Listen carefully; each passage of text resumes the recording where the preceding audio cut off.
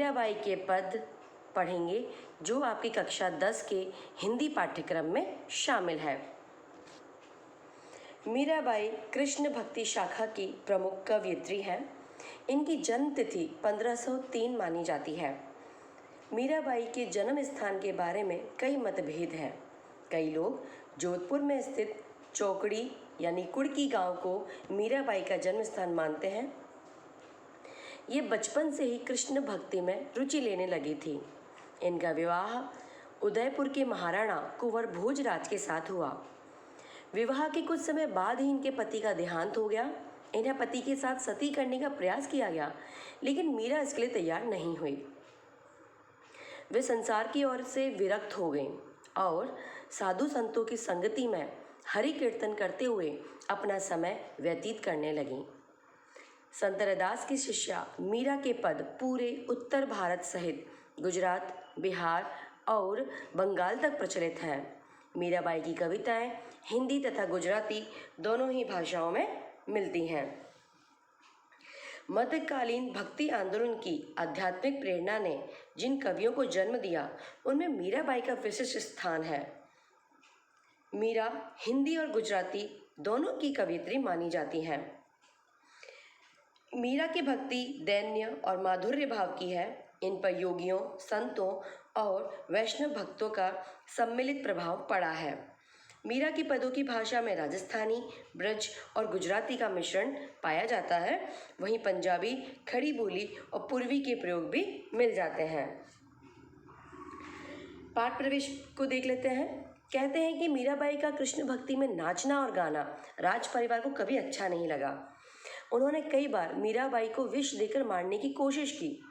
घर वालों के इस प्रकार के व्यवहार से परेशान होकर वह वृंदावन चली गईं। मीराबाई की रचनाओं में एक और जहाँ श्री कृष्ण के निर्गुण रूप का वर्णन मिलता है, वहीं दूसरी ओर इन्होंने कृष्ण के सगुण रूप का भी गुणगान किया है। इनकी रचनाओं में इनके आराध्य कहीं निर्गुण निराकार ब्रह्म, कहीं सगुण साकार गोपी वल्लभ और कहीं निर्मोही परदेसी जोगी के रूप में संकल्पित किए गए हैं। वे गिरधर गोपाल के अनन्य और एकनिष्ठ प्रेम से अभिभूत हो उठती हैं। प्रस्तुत पाठ में संकलित दोनों पद मीरा के इन्हीं आराध्य को संबोधित हैं। मीरा अपने आराध्य से मनुहार भी करती हैं, लाड़ भी लड़ाती हैं, तो अवसर आने पर उल्हाना देने से भी नहीं चूकती। उनकी क्षमताओं का गुणगान स्मरण करती हैं तो उन्हें उनके कर्तव्य याद दिलाने में भी देर नहीं लगाती। मीरा उन्हें अपने दुख हरने के लिए कहती हैं। इसी दौरान मीरा श्री कृष्ण के प्रति अपने प्रेम का प्रदर्शन भी करती हैं। पाठसार, इन पदों में मीराबाई श्री कृष्ण का भक्तों के प्रति प्रेम और अपना श्री कृष्ण के प्रति भक्ति भाव का वर्णन करती हैं।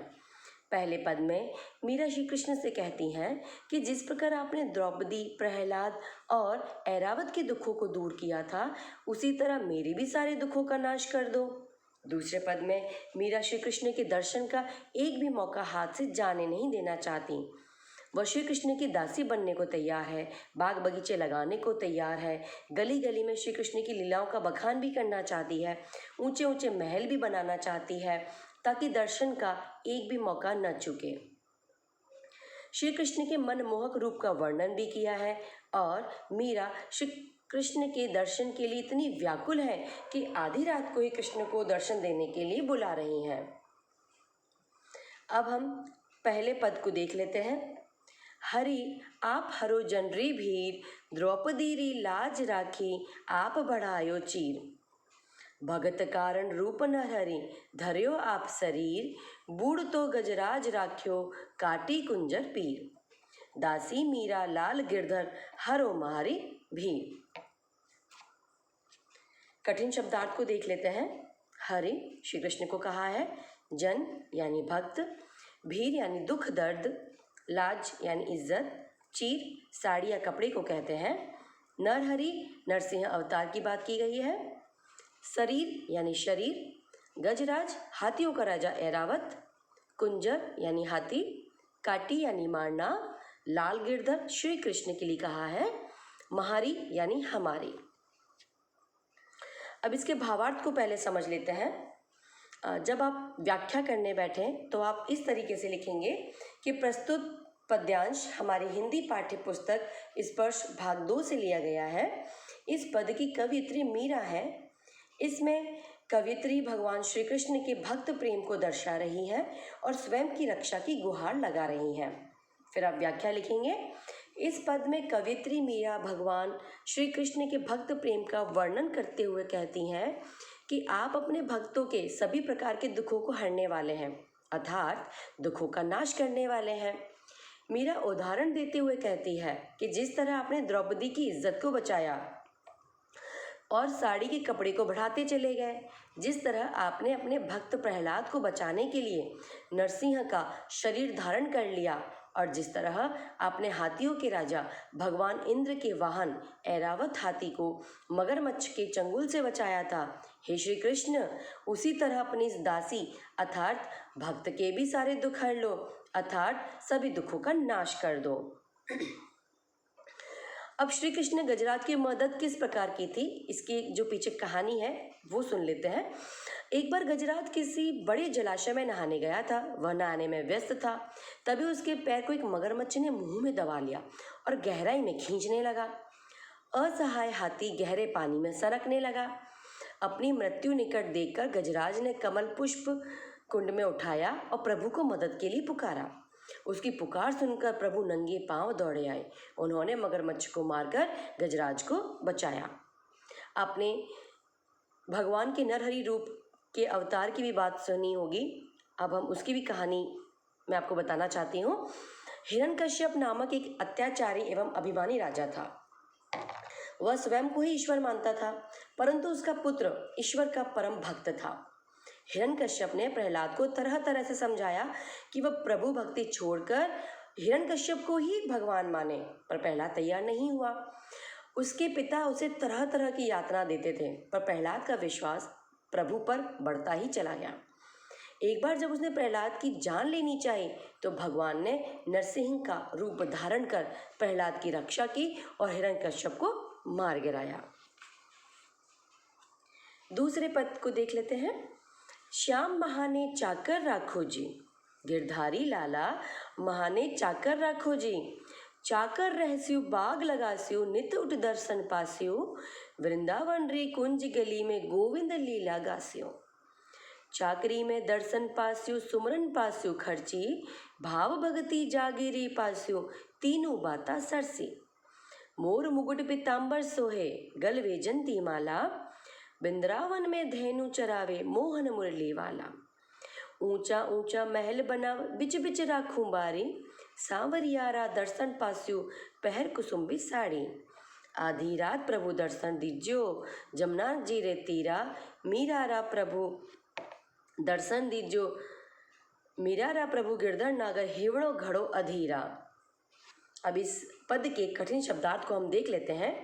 श्याम श्री कृष्ण का नाम है, रहस्यु रहकर, दर्शन दर्शन के लिए बोला है, कुंज यानी सकरी, धेनु यानी गाय, पहर यानी पहनकर, अधीरा व्याकुल होना, चाकर नौकर को कहते हैं, नित हमेशा, जागिरी जागिर या साम्राज्य, पीतांबर पीले वस्त्र, बारी बगीचा, तीरा किनारा।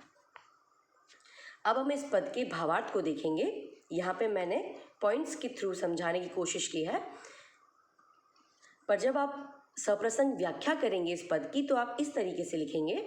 प्रस्तुत पद हमारी हिंदी पाठ्य पुस्तक स्पर्श भाग 2 से लिया गया है। इस पद की कवित्री मीरा है। इस पद में कवित्री मीरा श्री कृष्ण के प्रति अपने प्रेम का वर्णन कर रही हैं और श्री कृष्ण के दर्शन के लिए वह कितनी व्याकुल है यह दर्शा रही हैं। अब हम व्याख्या करते हैं। इस पद में कवित्री मीरा श्री कृष्ण के प्रति अपनी भक्ति भावना को उजागर करते हुए कहती हैं, हे श्री कृष्ण मुझे अपना नौकर बनाकर रखो। अर्थात मीरा किसी भी तरह श्री कृष्ण के नज़दीक रहना चाहती है, फिर चाहे नौकर बन के ही क्यों न रहना पड़े। मीरा कहती है कि नौकर बनकर मैं बगीचा लगाऊंगी ताकि सुबह उठकर रोज़ आपके दर्शन पा सकूंगी। मीरा कहती हैं कि वृंदावन की सकरी गलियों में मैं अपने स्वामी की लीलाओं का बखान करूंगी। मीरा का मानना है कि नौकर बनकर उन्हें 3 फायदे होंगे। पहला, कृष्ण दर्शन रूपी वेतन, यानी कि उन्हें हमेशा कृष्ण के दर्शन प्राप्त होंगे। दूसरा, कृष्ण का नाम स्मरण रूपी खर्च, यदि दूसरा, उन्हें अपने प्रिय की याद नहीं सताएगी। तीसरा, भाव भक्ति रूपी संपत्ति, यानी उनकी भाव भक्ति का साम्राज्य बढ़ता ही जाएगा। मीरा श्री कृष्ण के रूप का बखान करते हुए आगे कहती हैं कि उन्होंने पीले वस्त्र धारण किए हुए हैं, सिर पर मोर के पंखों का मुकुट विराजमान है और गले में वैजंती फूल की माला को धारण किया हुआ है। वृंदावन में गाय चराते हुए जब मोहन मुरली बजाता है तो सबका मन मोह लेता है।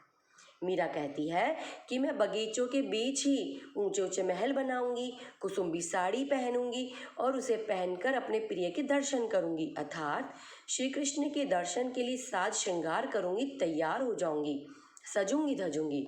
मीरा कहती है कि हे मेरे प्रभु गिरधर नागर स्वामी, मेरा मन आपके दर्शन के लिए इतना बेचैन है कि वह सुबह का इंतजार नहीं कर सकता। मीरा चाहती है कि श्री कृष्ण आधी रात को ही जमुना नदी के किनारे उसे दर्शन दे दें। तो धन्यवाद। आप सभी को यह पाठ अच्छा लगा होगा, इसकी मैं उम्मीद करती हूँ। धन्यवाद।